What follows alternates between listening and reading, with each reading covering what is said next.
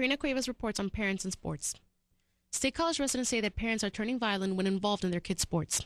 The recent hockey death trial in Boston, in which a dad killed another father during a game, has parents rethinking their participation in their children's physical activities. Parents in the area see aggressive behavior from adults often during sporting events and say that it is wrong. The kids are fine. It's the parents who take it way too seriously. And I think the event I think it was up in Boston, just kind of shows how out of hand it's gotten. So, like I said, I think the kids are great. I think it's the parents that to kind of take it to extremes. I go to sporting events several times a week and witness it almost at every event I go to. Parents out of control. Lately, parents are showing their kids lots of violence when they get involved in their sports, and they're not supposed to be showing violence because when kids grow up, then they'll be violent people. The hockey dad trial shows parents that children's sports should be fun for kids as well as adults. This is Karina Cuevas reporting. Good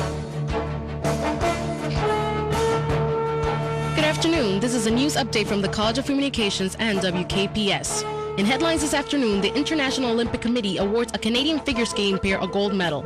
Penn State rolls out the red carpet on a new museum, and more violence breaks out in Afghanistan. Currently, it's 44 degrees under partly cloudy skies. We'll have a complete forecast after the news. Olympic officials award gold medals to both the Russian and Canadian figure skating pair teams. The dispute began with the free skate performance where the Russians won the gold over the Canadians, despite observers describing an almost flawless performance by the Canadians.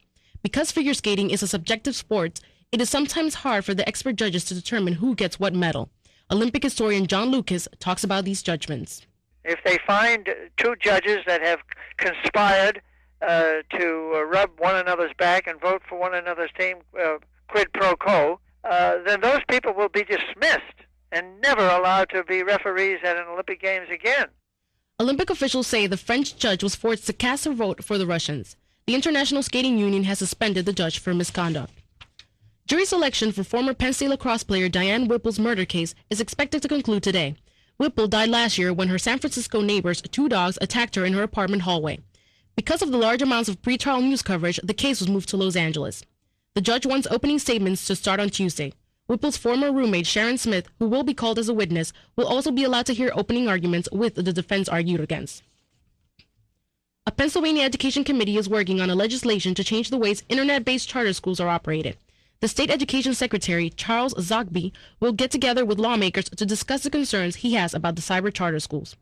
Pennsylvania Department of Education spokesperson Beth Gatos says some departments will undergo change. Cyber schools are still young. They are very innovative, and we recognize that some changes need to be made. Areas that are going to be addressed are the areas of financial accountability, academic accountability, and educational accountability. Internet-based charter schools are similar to the traditional brick-building schools, except these allow students to work at home with the access and flexibility of the internet and are adaptable to each individual's needs. The Penn State All-Sports Museum opens to the public on Sunday. The museum is located at the southwest corner of Beaver Stadium.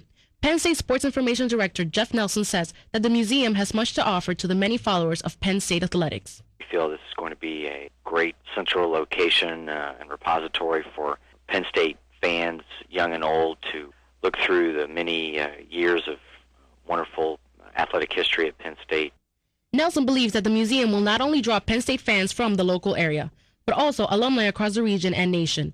Admission to the museum is free, but visitors need to receive a souvenir ticket from the museum reception desk. President Bush unveiled his plan to reduce global warming today. Environmental officials are applauding the plan, but an energy spokesman says it will hurt the coal industry and lead to higher energy costs. The state's Secretary of Environmental Protection, David Hess, says the plan will improve the quality of air that drifts into Pennsylvania. Bush wants to give companies incentives to cut emissions and use alternative forms of energy. We'll have more after this.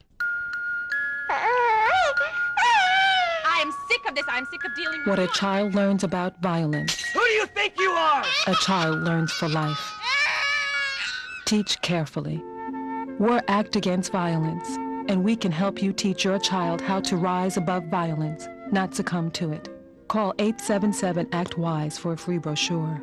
And stop violence before it starts. This message brought to you by the Ad Council and Act Against Violence. Hello, I'm Elliot Gould, and I'm asking you to become a hero for multiple sclerosis. Funds are needed in your area for home care for people with MS who cannot do for themselves. For more information, contact the MS Foundation in Fort Lauderdale, Florida. If you are 18 years or older, dial the MS Foundation's hotline, 900-CALL-MSF, to make your donation of $20 to $40, which will be added to your phone bill. Be a hero for someone with MS. Dial 900-CALL-MSF. Welcome back. The game of unity in Kabul, Afghanistan ended in just the opposite: chaos. The soccer game that took place between an Afghan national side and a team of international peacekeepers was meant to be symbolic and peaceful, but the mob outside the game got restless when tickets to the match were sold out. This is only one event in a series of violent attacks in Afghanistan in the past several days. A deadly fire near the University of North Carolina at Greensboro's campus leaves at least 4 dead and 6 injured. Many of the university students reside in the housing complex that went up in flames. University Public Relations Vice President Helen Dennison says city investigators are still at the scene looking for clues to the fire's cause. Hanover Foods recalls over 66 tons of misbranded chicken pot pie. Myers Bacon served chicken pies are being pulled from the shelves. The United States Department of Agriculture discovered that Hanover Foods has been distributing frozen pot pies that did not contain enough chicken. Hanover officials blame a miscalibration of the machines. The USDA has issued a press release stating that Hanover will not face any penalties. Here's the forecast for the State College area. For the rest of the day, look for mostly cloudy skies with a high of 47. Tonight we'll have cloudy skies with a chance of showers and a low of 34. Tomorrow it looks like cloudy skies with a possibility of showers, high of 42. Currently under partly cloudy skies is 44 degrees. This has been a news update from the Penn State College of Communications and WKPS. Our producer today was Mike Conti, the assistant producer was RJ Whitelock, and the technical director was Tom Rubritz. For all of us here, I'm Karina Cuevas. Have a great evening. This has been a presentation of students in the College of Communications at Penn State University.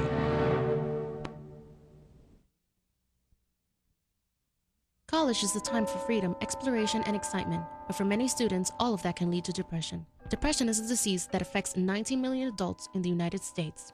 10% of them are college students. Statistics from the Center for Counseling and Psychological Services at the Pennsylvania State University say that half a percentage point of its students have feelings of depression and receive psychological treatment each year.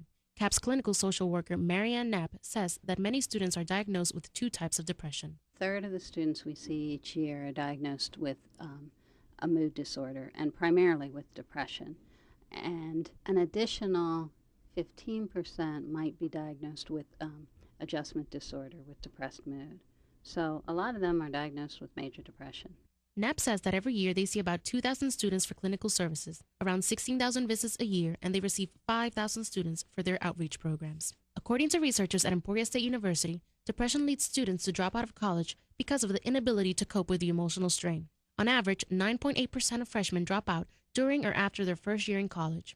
Knapp says that many of the things young adults face in their lives are overwhelming. Trying to sort out who they are and deal with relationships and dealing with many things for the first time while trying to perform well academically, that can feel overwhelming and people can get discouraged. The Diagnosis Statistics Manual defines various types of depression. For instance, bipolar depression, major depression, and dysthymia are in mood disorders category. There are also features of cyclical nature depression that refer to a seasonal aspect in which depression comes at a particular time of the year.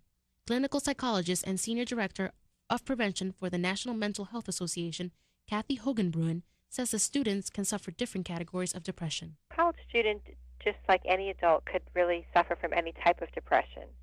And major depression would probably be the most common, but again, like I said, dysthymia is a low-grade depression where many of the symptoms are the same as in major depression. Symptoms of depression can include sad moods, poor appetite or overeating, insomnia or sleeping too much, low energy level, feeling fatigued, and having trouble focusing, concentrating, or making decisions. A person may be diagnosed with depression depending on how long, how many, and how severe their symptoms are.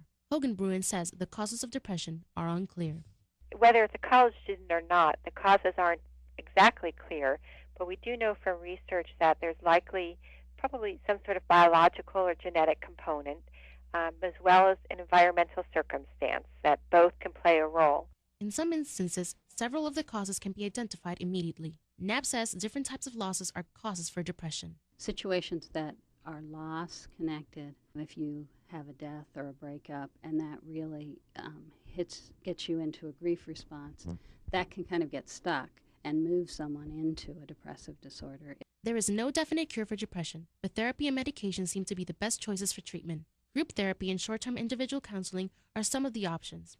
Also, antidepressants known as selective serotonin reuptake inhibitors, with names such as Prozac, Zoloft, and Paxil, can be effective. American College Health Association Research Director Victor Leno says there is a considerable amount of people who need treatment. In the U.S., there's about 23% of the people with depression that are being treated, and the Healthy People 2010 wants to bring that up to 50%. Major depression in students can also lead to suicide, and according to NAP, a third of the students seen at CAPS are suicidal.